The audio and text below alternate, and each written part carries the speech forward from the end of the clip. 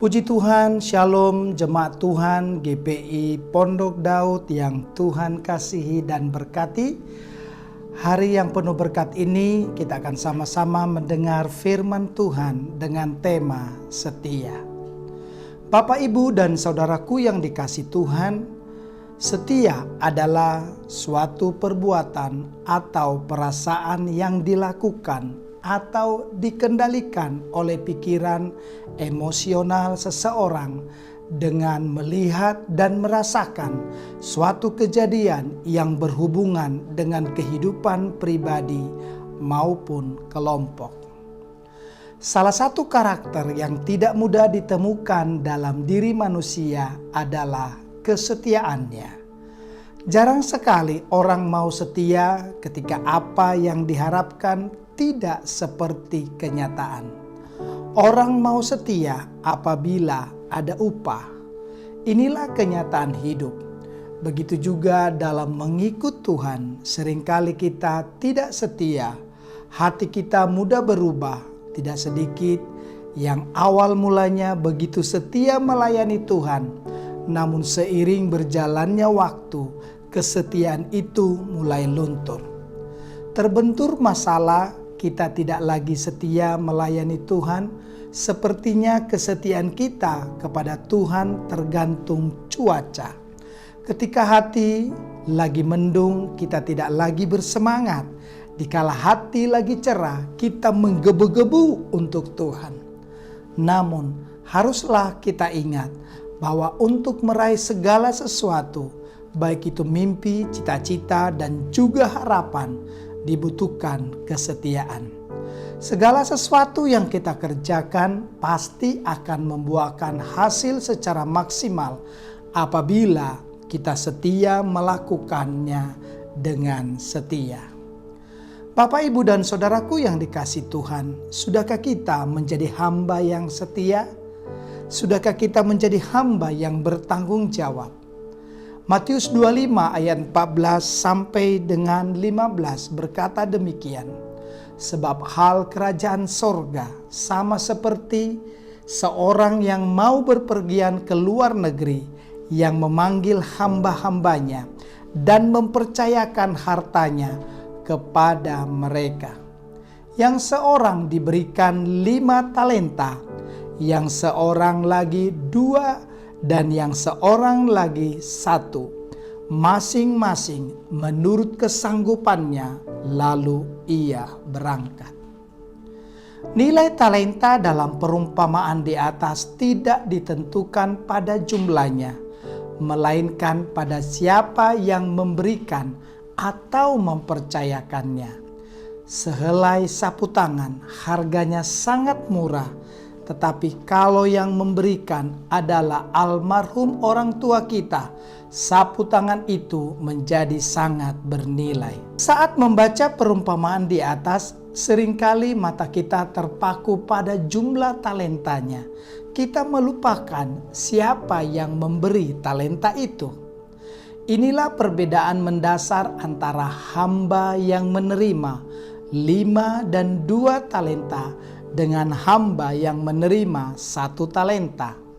Yang menerima 5 dan 2 talenta sangat menyadari betapa mereka dipercayakan hal yang luar biasa oleh Sang Tuan, sehingga mereka tidak hanya menghargai dan menjaganya, tetapi juga melipat gandakannya. Sedangkan yang menerima 1 talenta hanya fokus kepada jumlahnya. Dia mengatakan Sang Tuan adalah orang yang jahat karena hanya memberikan 1 talenta. Dia tidak menganggap hal itu bernilai, atau pada dasarnya dia tidak menganggap tuannya sebagai pribadi yang bernilai. Sama seperti ilustrasi sapu tangan di atas. Kalau kita tidak menganggap orang tua kita bernilai, pasti kita tidak akan menganggap pemberiannya bernilai. Yang ingin saya sampaikan bagi kita semua adalah kita sangat berharga di mata Tuhan. Terlepas hal itu besar atau kecil, Dia mempercayakan sesuatu kepada kita. entah itu keluarga, pekerjaan, uang, atau bisnis. Jika kita menganggap Tuhan adalah pribadi yang berharga, saya percaya kita akan menjaga, menghargai, dan bertanggung jawab atas segala sesuatu yang Dia percayakan kepada kita hari ini. Matius 25 ayat 21. Maka kata tuannya itu kepadanya, baik sekali perbuatanmu itu, hai hambaku yang baik dan setia. Engkau telah setia dalam perkara kecil, aku akan memberikan kepadamu tanggung jawab dalam perkara yang besar. Saat kita memutuskan untuk percaya kepada Kristus, kita memiliki segalanya. Melalui Yesus, Tuhan sudah menganugerahkan berkat, kelimpahan, kesehatan, keselamatan, umur panjang, pernikahan yang baik, dan karakter ilahi bagi saya dan saudara. Masalahnya adalah, apakah kita mengelola pemberian Tuhan tersebut dengan baik? Apakah kita bertanggung jawab terhadap segala sesuatu yang Tuhan sudah berikan? Saya mau berikan contoh buat kita semua. Tuhan sudah memberikan kita berkat. Tetapi apakah kita sudah mengelola berkat tersebut dengan benar? Apakah kita menyisihkan sebagian berkat untuk kita tabur? Atau malah semua berkat itu kita jadikan roti untuk dimakan? Faktanya banyak orang hidup menderita hanya karena mereka salah mengelola keuangan. Tuhan juga sudah menganugerahkan kita kehidupan yang indah. Tetapi apakah kita mengelola hidup kita dengan baik? Atau malah kita merusak kehidupan kita dengan hal-hal yang buruk? Matius 25 ayat 25, mari kita baca. Baik sekali perbuatanmu itu, hai hambaku yang baik dan setia, engkau telah setia dalam perkara kecil, aku akan memberikan kepadamu tanggung jawab dalam perkara yang besar. Bapak, Ibu, dan saudaraku yang dikasihi Tuhan, menurut ayat di atas, imbalan dari kesetiaan dan kebaikan seseorang ternyata bukan perkara besar, melainkan tanggung jawab dalam perkara besar. Ketika kita mengerjakan segala sesuatu yang dipercayakan kepada kita dengan baik dan setia, ada kapasitas yang diperbesar di dalam diri kita agar kita dapat menerima perkara besar yang Tuhan sediakan. Kapasitas itu adalah kemampuan untuk bertanggung jawab. Ya, Tuhan sudah menyediakan perkara-perkara besar untuk saya dan saudara jauh sebelum kita ada di dunia ini. Namun, Tuhan perlu mempersiapkan kemampuan kita untuk bertanggung jawab terlebih dahulu, supaya kita siap ketika kita mengerjakan perkara besar. Tanggung jawab adalah sesuatu yang sangat berharga yang kita butuhkan untuk mengerjakan perkara besar. Semua orang sukses pasti memiliki hal itu. Tuhan ingin kita memilikinya karena Dia ingin kita menjadi orang-orang yang besar dan sukses. Katakan amin. Banyak orang menginginkan perkara besar, tetapi tidak pernah mau setia dengan perkara kecil.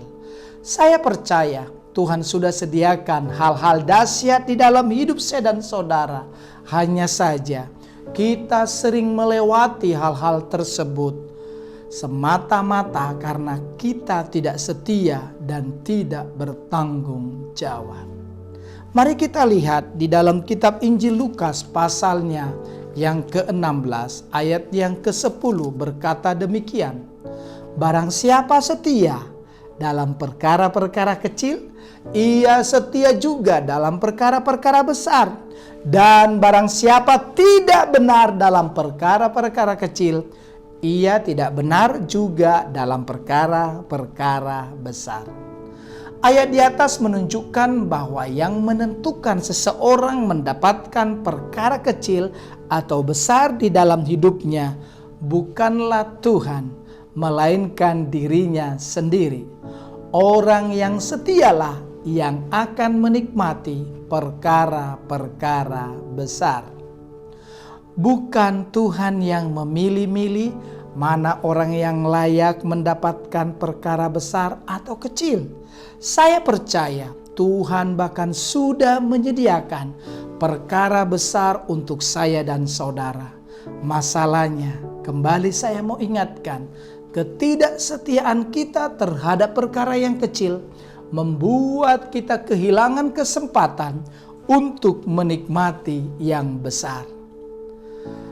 Yang saya maksud bukan hanya setia dan bertanggung jawab kepada Tuhan saja, namun juga kepada segala sesuatu yang dipercayakan kepada kita, seperti keluarga, pekerjaan, bisnis, pelayanan, dan hidup kita sendiri.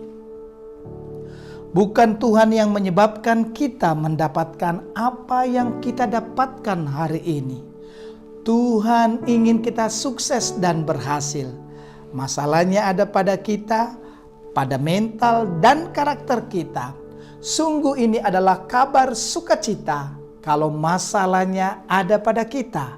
Artinya, kita dapat memperbaikinya sesegera yang kita mau, secepat kita menyadari dan memperbaiki kesalahan kita. Secepat itu juga kita dapat menikmati perkara-perkara yang besar. Bagaimana dengan kita saat ini? Di tengah-tengah situasi yang dialami karena pandemi COVID-19, semua orang terdampak dengan situasi ini. Keadaan serba susah, baik secara ekonomi maupun hal-hal yang lainnya. Semoga kita masih tetap menunjukkan kesetiaan kita kepada Tuhan dan tidak menyimpang ke kiri dan ke kanan. Tetap melakukan kehendak Tuhan dalam hidup kita, katakan amin. Mari kita belajar setia dan bertanggung jawab dalam hal yang sepele, sekecil apapun tugas dan tanggung jawab yang dipercayakan. Marilah kita lakukan dengan sungguh-sungguh, supaya kelak ketika yang besar itu datang, kita sudah siap menyambutnya. Tuhan Yesus memberkati. Amin.